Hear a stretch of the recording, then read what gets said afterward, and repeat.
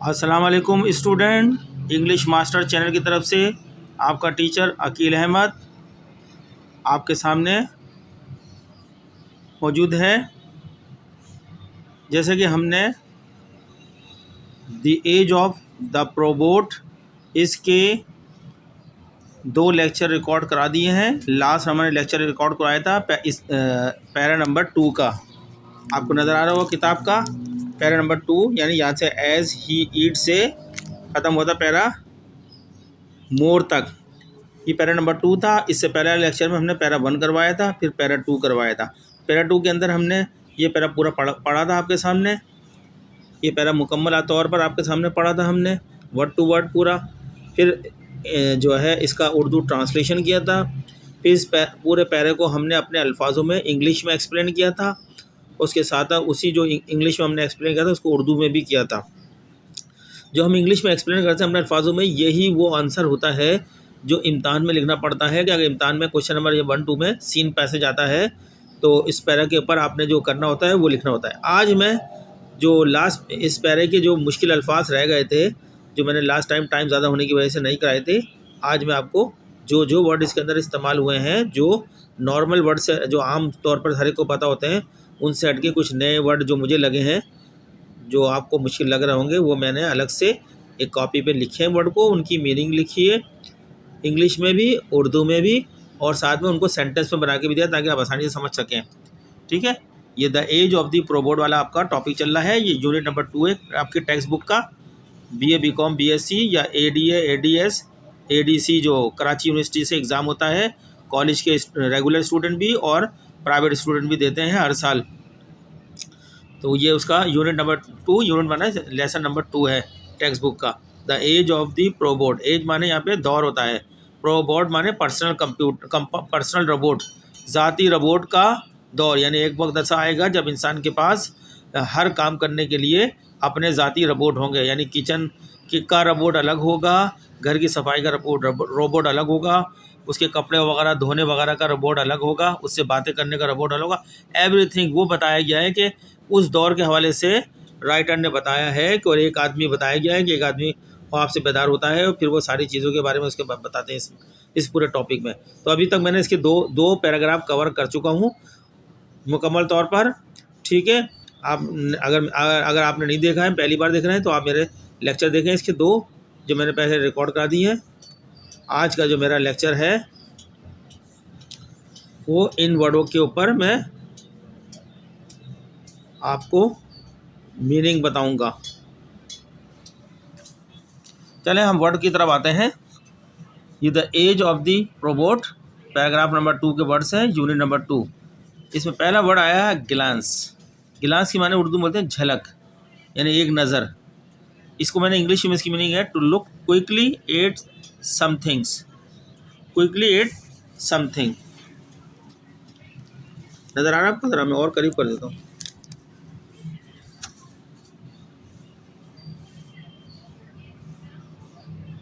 ठीक है, अब नज़र आ रहा होगा।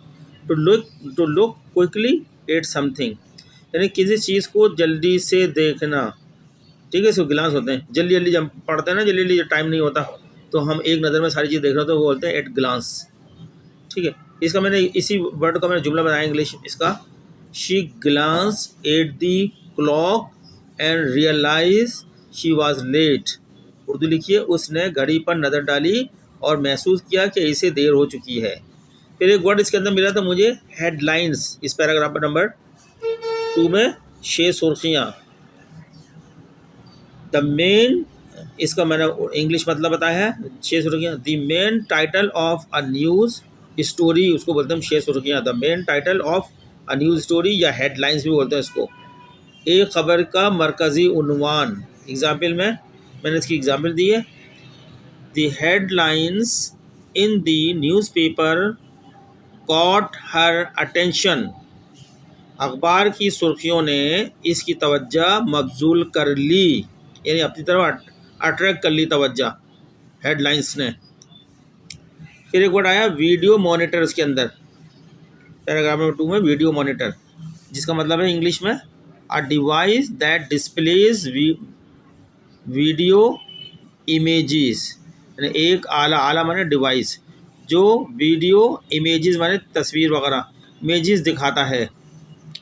एग्जाम्पल दिए, the security guard watch the video monitor to check for any suspicious activity. यानी सिक्योरिटी गार्ड ने किसी भी मशकूक की सरगर्मी की जांच करने के लिए वीडियो मॉनिटर को देखा। अनएम्प्लॉयमेंट, बेरोज़गारी, अनएम्प्लॉयमेंट माने बेरोज़गारी, इसकी इंग्लिश है, इसको इंग्लिश में बताया मतलब इसका, the state of not having a job. The state, state माने हालत, state of not having a job, नौकरी ना होने की हालत। इसका एग्जाम्पल बनाया है, इसको वर्ड में इस्तेमाल करा है, सेंटेंस में इस्तेमाल किया है। The high unemployment rate is a concern for the government. Concern माने फिक्रमंदी गवर्नमेंट के लिए। बेरोज़गारी की बुलंद शरह हुकूमत के लिए तशवीश, यानी कंसर्न है, तशवीश है, फिक्र है या कंसर्न, तशवीश का बाइस है। यहाँ रेट शरह का लिए इस्तेमाल किया था। अब फिर आगे है एक वर्ड आया, ग्रॉस नेशनल प्रोडक्ट, खाम कौमी पैदावार, मजमूई कौमी पैदावार बोल सकते हैं, खाम कौमी पैदावार भी नहीं, ग्रॉस माने खाम कौमी पैदावार भी कह सकते हैं इसको, मजमूई कौमी पैदावार भी, GNP। उस असल में तो इसको खाम कौमी पैदावार ही कहना चाहिए। The total value of all goods and services produce in a country in a given period of time.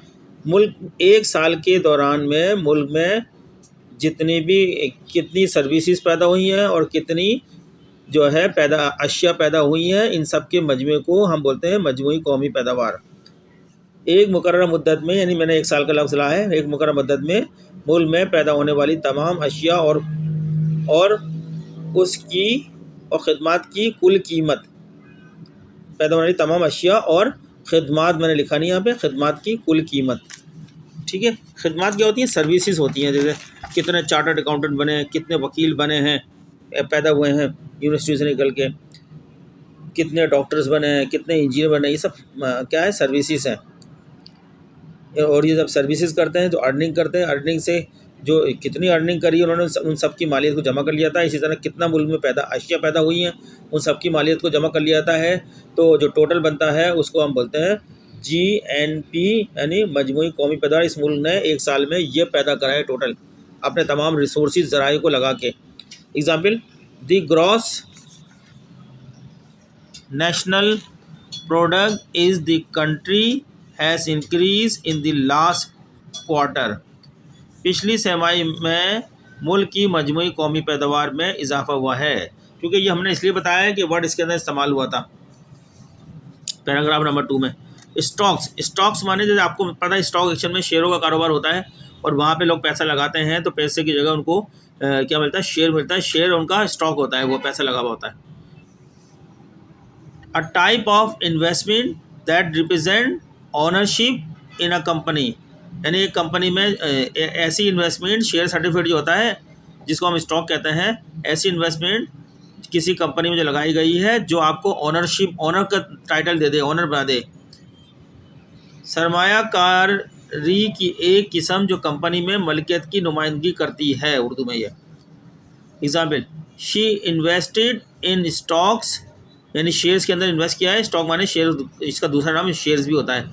To save for her retirement, ठीक है, इसने अपनी रिटायरमेंट की बचत के लिए स्टॉक में सरमायाकारी की। ये मैं सेंटेंस तर्जुमा है। फिर नंबर 7वां एक वर्ड है रिमाइंड, याददानी कराना, जो है याद कराना। To cause someone to remember something, किसी को कुछ याद दिलाना। फिर वर्ड मैंने लिखा, इसका मैं एग्जाम्पल दे देता हूँ। He reminded her to take her medicine before leaving, उसने उसे जाने से पहले दवा लेने की याद दिलाई। विस्क, WHIS के विस्क के माने होते हैं जल्दी हरकत करना। किसी चीज़ को हम हिलाते हैं ना, मूव करते हैं हरकत करने के लिए, तो उसको विस्क माने हरकत कराना या हरकत करना जो होती है। To move quickly and smoothly, जल्दी और आसानी से हरकत करना।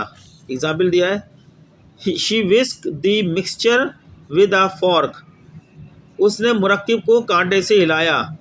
जब हम कोई चीज़ गिलास में भर देते हैं फिर कांटे से उसको हिला रहे हैं, मिक्स कर रहे हैं ना, मूव कर रहे हैं, विस्क बोलते हैं उसको, हिलाने को जो विस्क यानी मूवमेंट करा रहे हैं। ट्रांसपोर्टेशन व्हीकिल, नकल व हमल, ट्रांसपोर्टेशन माने नकल व हमल की गाड़ी, व्हीकिल माने गाड़ी। अब व्हीकिल यूज फॉर ट्रांसपोर्टेशन, नकल व हमल के लिए इस्तेमाल होने वाली गाड़ी।